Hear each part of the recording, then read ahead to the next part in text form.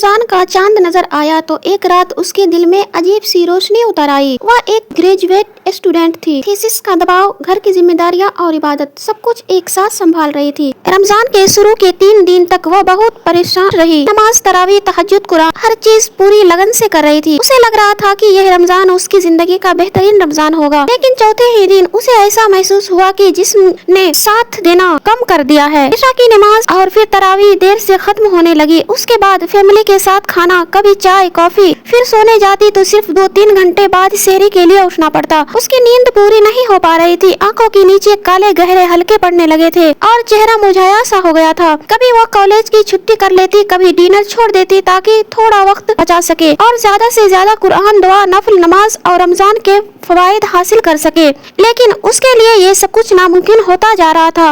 वो सोचती, क्या मैं रमजान में फेल हो रही हूँ? ना पढ़ाई में फोकस, ना इबादत में दिल लग रहा था। दिल में उलझन और सवाल ही सवाल। इसी तरह दिन गुजरते गए। फिर नानी जान की तरफ इफ्तार की दावत थी, सबको जाना था। नानी जान ने जैसे ही दरवाजा खोला, सीमा को देखा और कहा, बेटा आंखों के नीचे ये हल्के क्यों है? चेहरा इतना मुरझाया हुआ क्यों लग रहा है? इफ्तार के बाद नानी जान सब बच्चों के साथ बैठ गई। उन्होंने आहिस्ता से कहा, बेटा सीमा, रमजान खुद को तोड़ने का नाम नहीं, संवारने का महीना है। तुम जो इतनी थकी हुई लग रही हो, ये जिस्म की अंदरूनी घड़ी बिगड़ने की वजह से है। सीमा ने पूछा, अंदरूनी घड़ी क्या? नानी बोली, हाँ, साइंस कहती है कि हमारे जिस्म में एक इंटरनल बायोलॉजिकल क्लॉक होती है जो बताती है कब जागना है, कब सोना है, कब ताकत ज्यादा होगी और कब आराम चाहिए। इसे सर्केडियन रिदम कहते हैं। अगर यह निजाम बिगड़ जाए तो थकान, चिड़चिड़ापन और कमजोरी महसूस होती है। फिर नानी ने समझाया, याद रखो, नींद भी अल्लाह की नेमत है। अल्लाह ताला ने कुरान में फरमाया, तुम्हारी नींद को आराम बनाया और मोहम्मद मुस्तफा सल्लल्लाहु ताला अलैहि वसल्लम ने बेशक तुम्हारे जिस्म का तुम पर हक है। जोहर की नमाज के बाद थोड़ा कैलूला, दोपहर का आराम कर लो। इफ्तार और खाना हल्का रखो। तरावी के बाद फौरन सोने की कोशिश करो। रोजाना एक ही वक्त पर सोने और जागने की आदत बनाओ। रात में चाय कॉफी कम कर दो और सोने से पहले स्क्रीन टाइम घंटा दो। याद रखो, इबादत क्वांटिटी से नहीं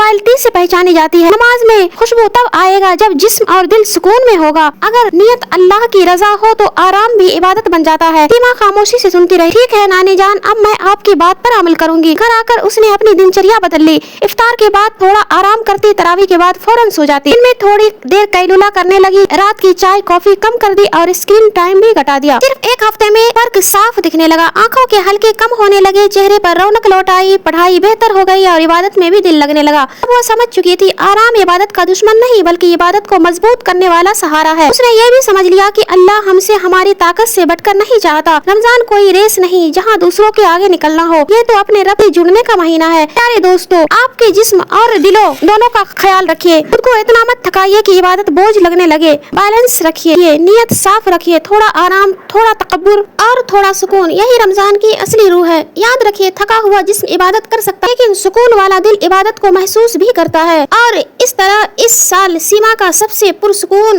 मुतवज्जिन और बरकतों भरा रमजान बन गया। तो आज की वीडियो यहीं पे एंड करते हैं। उम्मीद है अगर आपको पसंद आए तो लाइक शेयर करें। मिलते हैं अगले वीडियो में। जब तक के लिए अल्लाह हाफिज। अपना